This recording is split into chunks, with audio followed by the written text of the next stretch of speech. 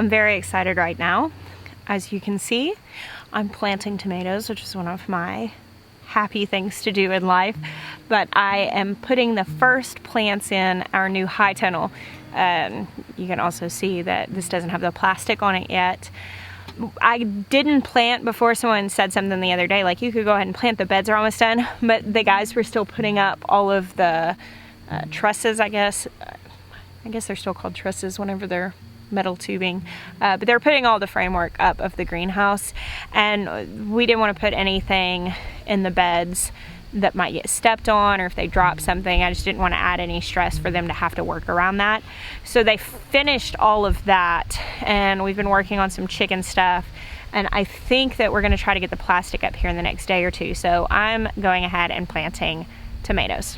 These beds in the middle part of the greenhouse, or the high tunnel, are all going to be tomatoes, and I'm running the rows along the sides, and they'll have trellises here. And I've put the tomatoes about 12 or so inches apart. Maybe some of them are probably 12, some of them are probably 14. I didn't really measure it.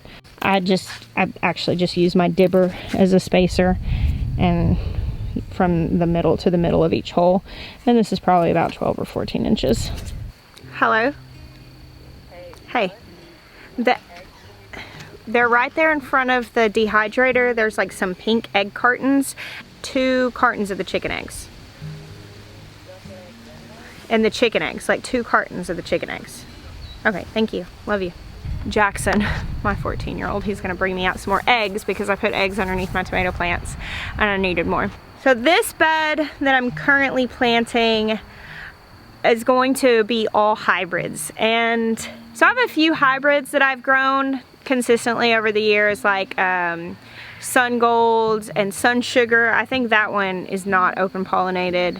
I have a few that I'll get just a plant or 2 of. And then of course I like open pollinated hybrids, which are stabilized so you can save the seeds. A lot of the Wild Boar Farm stuff, that's recently developed. But this is my first time to ever grow a large amount of hybrid plants. I've started growing with heirlooms. Like my first foray into gardening, and what really made me want to really garden, was the first time I got a Baker Creek seed catalog, and that's been like 8 or 9 years ago is whenever I really got into gardening like hardcore. Before that it was just like smaller endeavors. And so I just jumped right in the deep end on hybrids. But these are the Jet Stars, which come highly recommended by Living Traditions. And I wanted to do one full bed of hybrids, and this is really just for the sake of having a lot of tomatoes that'll be good for canning. Thank you, sir. Hey. My big baby, he doesn't like to be on the vlogs. He's camera shy. One thing I am not doing today is planting out any peppers and eggplants, because we have a cool front coming in and we don't have any threat of freezing, but it is going to get pretty cool. And I've waited to put those plants out because they can get stunted if they get cold. I've just done terribly at growing peppers and eggplants for the last 2 years, so I'm trying to change what I did. Because what I was doing was not working, and I was planting them out with my tomatoes. If we had the plastic over the greenhouse, wouldn't be a big deal. But since we don't, putting them out here is obviously just like putting them outside. So I'll hold off. We have like several nights that are gonna be about 40 degrees. That's just a little chilly for them. Look at my silly dog. He's so patient with me.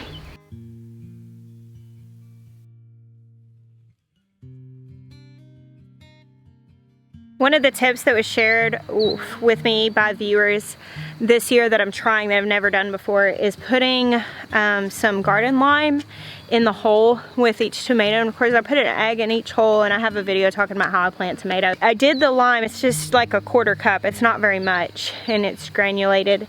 And I did that on the first row of tomatoes I planted, and I just waited to see before I planted anymore, which we had a hailstorm that came through. I paused for that planting. And those tomatoes have been in for about a week and a half now, and they're looking fantastic. And apparently the lime is supposed to help eliminate blossom end rot later on. It's supposed to help with calcium and calcium absorption. So I decided I would give that a try. I have a big bag of granulated lime. That's why I haven't covered the soil up over these yet, because I gotta go get that lime. But I'm gonna have to cook dinner before I finish this. These are planted closer together than my beds up in the front because these are going to be protected from moisture. So I don't have to be quite as concerned about airflow. But also I am going to be pruning these down to a single stalk. All of these I bought started. So this whole flat, I got at a local grocery store that sources from a local nursery. I was kind of deciding what I was gonna do in these other beds because I think I'm gonna keep my like varieties close to one another instead of spreading them out. I had an idea as I was planting this bed. The only thing is I think about stuff like this and it sounds like a really good thing to do, but if I'm being really realistic and honest with who I am as a person, I don't know that I will actually be able to stick with this. But maybe especially being out here, what I was thinking about doing was bringing a like kitchen scale down and just keeping it down here in the high tunnel. And I'm gonna set up like a little table and a couple of chairs in here, just have a place to sit down. And maybe I could just keep it out here. It would stay dry. And I would really love to know what the yield of this bed is, of just if every time I harvest from it, weighing and keeping a running tally. I'm always so impressed when I see gardeners that like keep up with stuff like that. Because for me, a lot of stuff just gets eaten in the garden and I just, you know, pick on the fly. Like I'm that person that comes home from the store or wherever, somewhere I've been going, and I end up coming in the house with like my shirt full of food because I stopped by just to look at the garden and ended up picking like 15 pounds of produce. Like that's who I am as a person. And so I would really love to think that I could commit to something like that, but I'm kind of hesitant because I don't like committing to things that I just know I'm gonna tank. So I don't know, maybe it's a good idea. Look at these squash. I shouldn't be showing you guys all of these things because we're gonna have a garden tour here soon, but you know, I can't help it. I love to show you things. There's a zucchini squash right there. We got some yellow. I finished planting this row of okra and all the things that I direct sowed have come up now. Down here, look at this back here. My Jerusalem artichokes are starting to spring up out of the ground. Hey, sweetheart. What you doing over here by yourself, girly? It's almost time for the alpacas to be sheared. Oh, Gabriel, would you like a moment in the spotlight? Would you? Do you need some attention? Silly Gabe. Looks like everybody else is hanging out in the hay bale. Oh, Marley's coming over to say hi. Usually Winona kind of hangs out by herself. Nobody else is out here. I'm really late making dinner, so I'm not gonna make a video, but I will tell you what I'm doing.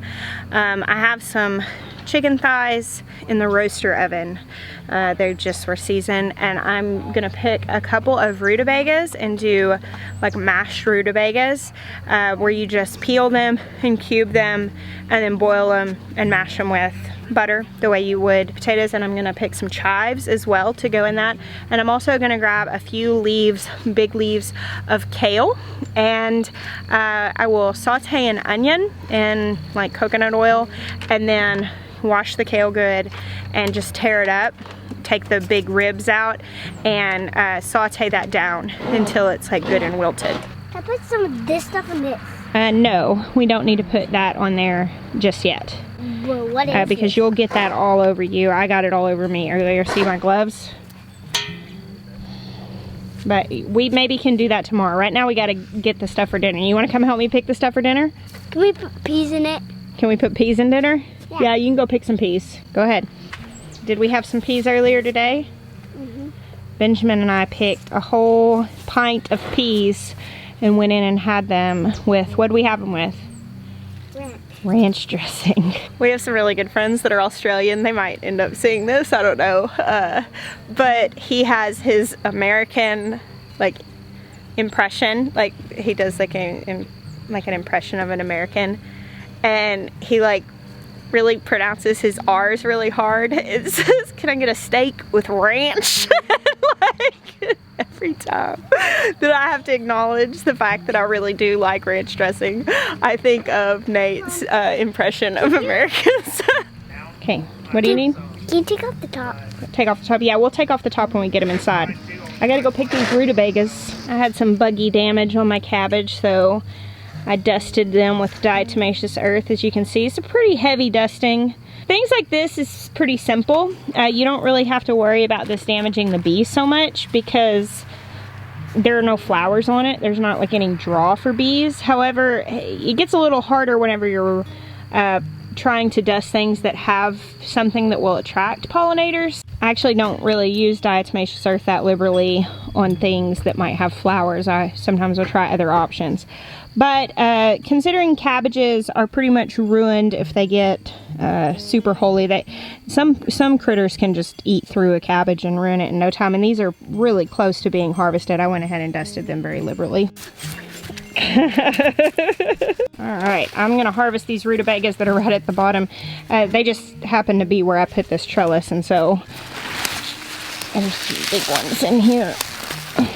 I pull out this one right by here, right by this trellis. I was like this. Now these are, I believe it's called, I might be pronouncing this wrong, Navone. It's N-A-V-O-N-E, yellow rutabaga, also called a cabbage turnip, or I think it's sometimes called a Swedish turnip, but it's a rutabaga. And they have, like, these are yellow ones, that's what they're called, Navone yellow.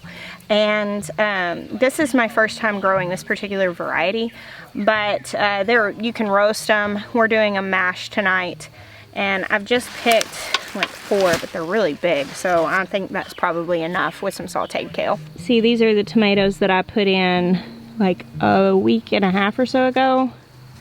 They're looking really good. They've greened up. If you have tomato plants that are looking kind of puny in your pots and you're going to transplant them, they really are very forgiving. If you put them in fertile soil, they usually snap back pretty well within a week or so. All right.